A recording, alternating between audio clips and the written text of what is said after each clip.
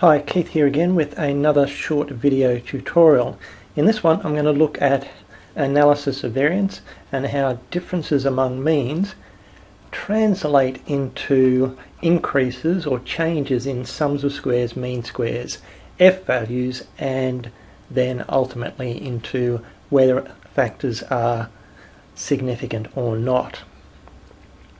I'm using a two-factor situation where one of the factors is site, and we've got two sites, and at each of those sites there's a control and impact location. At each location we've got 10 replicates. Now the data I'm using is taken from the power analysis tutorial in the study guide, and I'm using data I fairly frequently use, which is on growth of mangrove seedlings.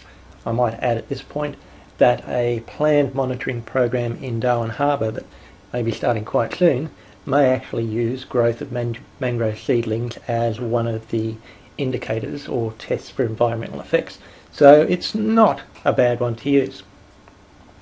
Now in the table in the study guide, mean growth in control locations is given as 243 millimetres over a period of a few months.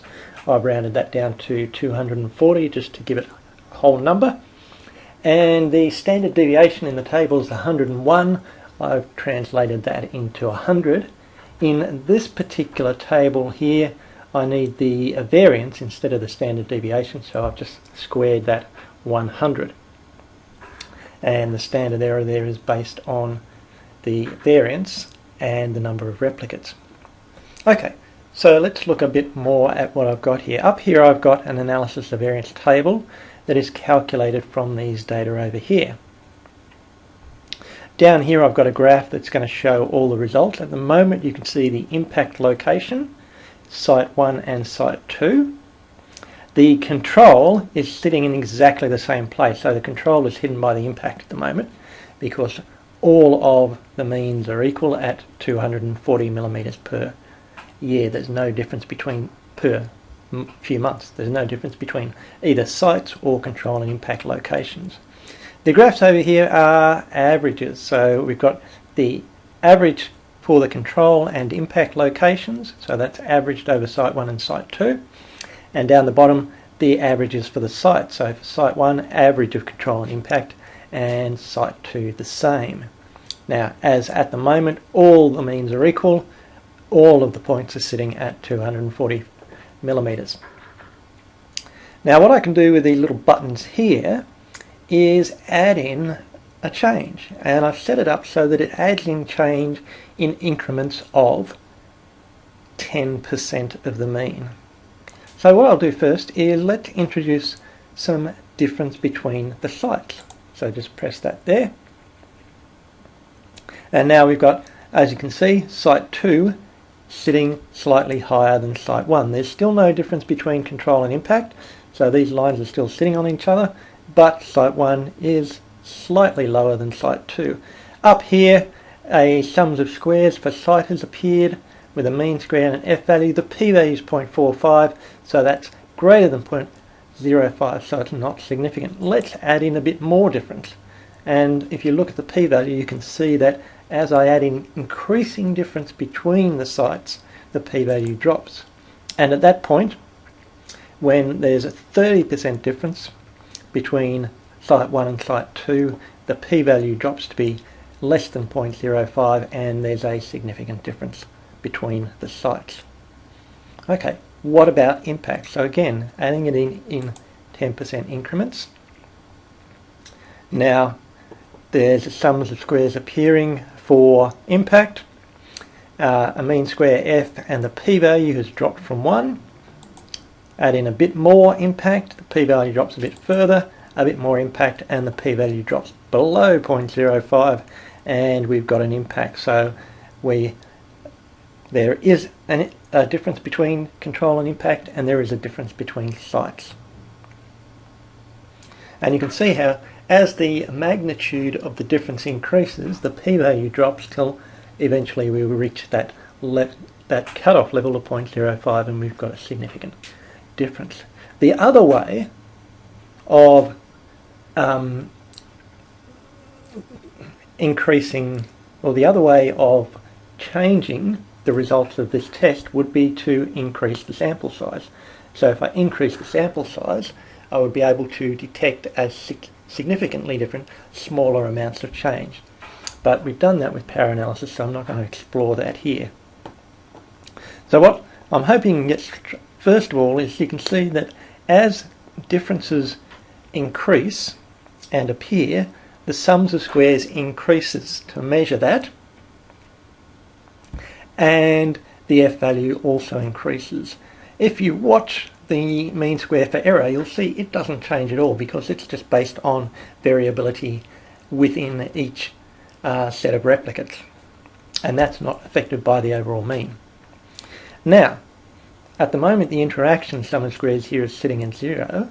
What if we add in some interactive effect? And so what I'm going to do here with this last little set of buttons is make the two sites behave differently. So if I click there, you'll see that the value for site 2 at the impact goes up. Sums of squares appears, mean square appears, F value is there, p-value drops from 1, p-value drops a bit further, p-value drops a bit further, and if I keep going, eventually the p-value will drop to below 0.05 because now there is enough information for us to be able to confidently declare that there is a significant interaction. And you can see what that interaction means by looking at the graph over here, which is showing all four means. At site 1, the control is higher than the impact, but at site 2 the situation is reversed and the impact is higher than the control. We still have a site difference because if we look on an average at site 1, it's much lower than site 2. The average of those points there is much lower than the average of those points over there. But, interestingly up here, our difference between control and impact overall has disappeared. Look down here. Control is exactly the same as impact. And that's because of this crossover effect here. So the average of the impact locations is that point there, and the average of the control points is exactly that same point. Now, I've made the changes here exactly in increments of 10%, so that's why they match up exactly in the middle there. In a real world situation, you could see a crossover, but you wouldn't see them matching up as nicely as this. So I hope that gives you a bit better idea of where the sums of squares come from, what they're doing, and the same with the mean squares and the F values. Finally, the bigger the F value, the bigger the mean square, the bigger the sums of squares in comparison to the within, the smaller that p-value is going to be. The last thing I'll say, just for clarity, is that in a real world situation you're unlikely to get sums of squares of 0 or close to. It does happen, but because of sampling variability from place to place and one set of replicates to another, even in the absence of any difference, so even if there was actually no difference, and let's dial this all back down, no difference.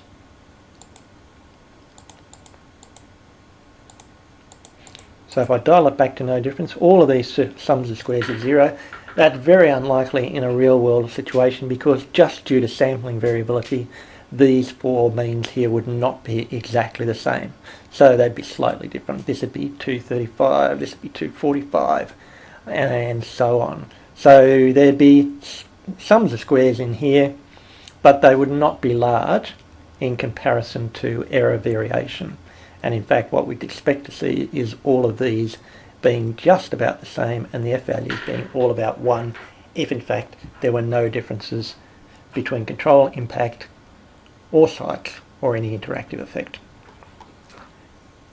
Hope that makes things a little clearer for analysis of variance.